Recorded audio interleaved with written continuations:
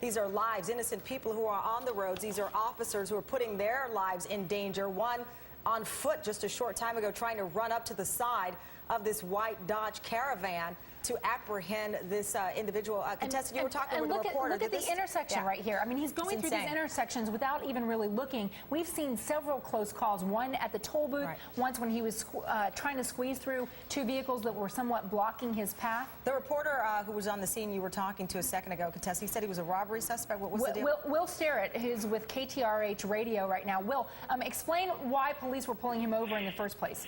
Sure. It's believed the suspect is wanted for burglarizing a vehicle, and that is what led to the chase, you know, just under an hour ago kicking off, and obviously covered a great deal of territory since then. But yes, being wanted for burglarizing a vehicle is really what starts the whole thing. And you point out, Will, earlier I heard you say, that, again, this is Tamron Hall joining Contessa, that how much gas mileage is this guy getting? He's in a Dodge Caravan. I imagine when he started today, he didn't fill up thinking he was going on the sidewalk there. Another car. The spike strips There's a fire truck there. Maybe they can. Well, I thought for a second they might be able to pin him in there, but the traffic does not start the high. I mean, and like Dallas, Houston has awful traffic. He seems to be obviously avoiding the freeways and highways, and and the officers are going to try to get him. Again, our producer's telling me we've got this. Where there's a delay to prevent you from seeing. Look at this police officer on foot. Now, in the middle of the rain, they are so desperate to get this guy off the streets. Well, that's the only way you can put the strips down. I mean, you can't. You have to put them down and put their lives in danger. On the line. It's pathetic when people feel that it's necessary to run from officers, putting those officers' lives in danger. And it was chilling a short time ago. If you're just joining us, we saw one officer on foot running up to this vehicle with his gun drawn, obviously not wanting to open fire on the individual, but not wanting to put his own life in danger either. And by the way, the other drivers that are on these on these roads don't realize that there's a vehicle coming up on their tails.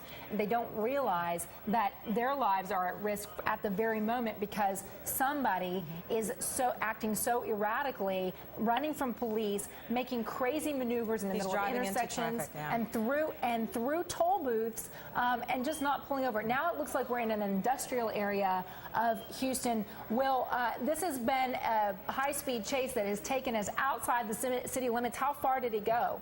It went pretty far down. It left Harris County. Houston sits in Harris County, and he went into Fort Bend County, which is to the southwest of here. And that's where a good number of suburbs are, and even some of the farther out suburbs. From what I understand, he made it down, you know, as far as, from what I understand, very close to Richmond. Which is far distance. I mean, people don't, obviously, you know how big our great state of Texas is, Will, but you can go on a pretty long time. We just saw the officers get a bit more aggressive. They tried to bump this guy from the side. They're fed up with this. They want this to end, and they want it to end without any loss of life.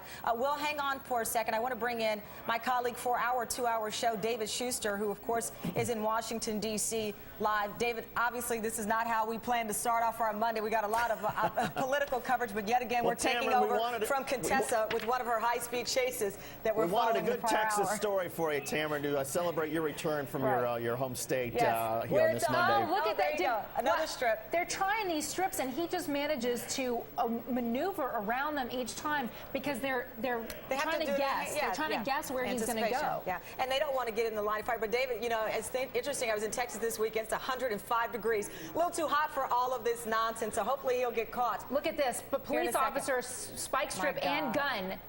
These officers are really. You know, this is a van that they are trying to jump in front of. That was not such a great effort with the spike strip. It just didn't seem that effective. I want to ask Will, though. Will, I mean, based on the scanner traffic, do you know what neighborhood this is that he's roaming around in now? I mean, I think I've counted 9 U-turns in the last 5 minutes. Do we know where he is? Sure. Yeah, at this point, I can check for you real quick. But you know, off the top of my head, if you gave me 10 seconds, I'd have it for you. Wait, you can have 10 seconds. Okay, it's fine. Give me 10 seconds, and I'll be right back.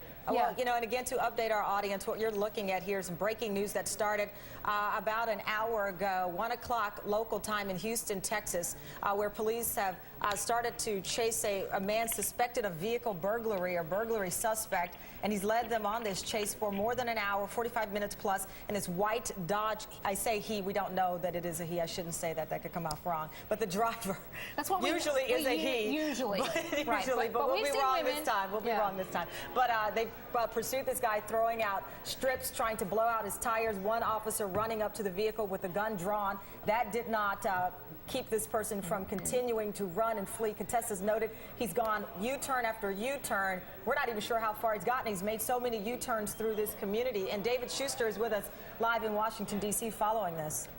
Yeah, and you know, Tim, we were talking about the high-speed chase in Dallas last week. I think this person has survived a little bit longer in a residential neighborhood than that one did a week ago. Usually when they get off the highway, that's the end. But in any case, Will, let's get back to you. What neighborhood is this that we're looking at? This is Greens Point. This is an area that is right around the upper part of the Beltway. It's on the north segment of the Beltway, right around Interstate 45 in that area. And so you're talking about the convergence of two very big arteries of traffic in the city.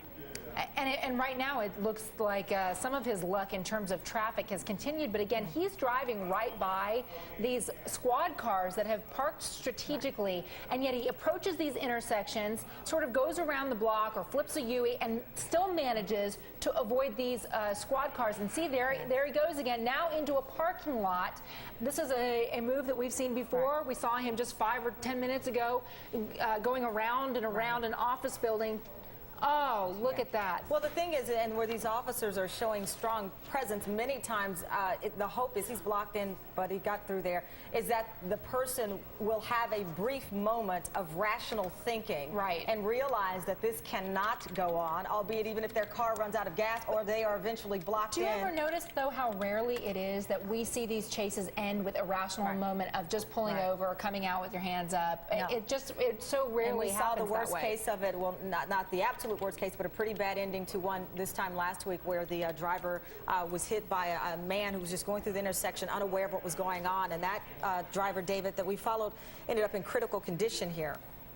Yeah, I mean, this, you got to believe that, I mean, this is going to end in a similar fashion at some point, unless he finally or she just gives up. And again, Tamara, I love the line you had last week about, you know, exactly how fast can a 99 Nissan go. Well, I think your logic probably applies to a white minivan. I mean, exactly how far and how fast can a minivan go? We've seen him go pretty fast. David, he doesn't seem that he's going all that fast. He's just maneuvering through. I mean, we saw, and we have seen contested people, they're blazing. It's almost as if the vehicle's been souped up to run from authorities, and this guy's really not going that fast. You know, before he got onto these side streets, though, we saw him on that Belt Parkway and the Beltway 8 North, and he was flying. I mean, he was just cruising by these other cars. Oh, and now you see, again, another U-turn with police in very close pursuit, and look at they were ready right there to trap him, and it looks like they're just not coordinated. They're not taking the most aggressive measures, at least it seems, because obviously that officer knew he was coming.